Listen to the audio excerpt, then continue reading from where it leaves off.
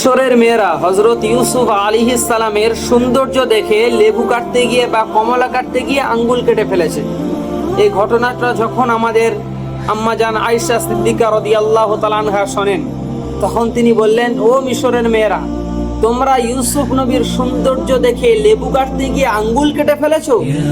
যদি আমার স্বামী আর তোমাদের প্রিয় নবী মুহাম্মদ সাল্লাল্লাহু আলাইহি ওয়াসাল্লামের চেহারাটা তোমরা দেখতা, তাহলে লেবু কাটতে গিয়ে আঙ্গুল না, কলিজাটা কেটে টুকরা টুকরা করে ফেলে দিতাম।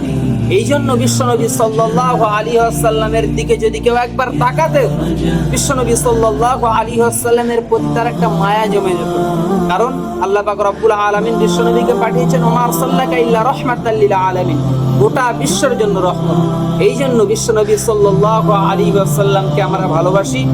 অনেকে বলে যে তোমরা তো নবীকে দেখোনি, কিন্তু কেন ভালোবাসো? তো আমি বলছি, আমরা রাসূল আকরাম সাল্লাল্লাহু আলাইহি সাল্লামকে দেখিনি, কিন্তু তার আদর্শের কথা শুনে আমরা বিশ্ব নবীর উপরে কালিমা পড়ে মুসলমান হয়ে গেছি এবং সেই নবীর উপরে ভালোবাসা আমরা দিচ্ছি এবং কিয়ামত পর্যন্ত দিয়ে যাব।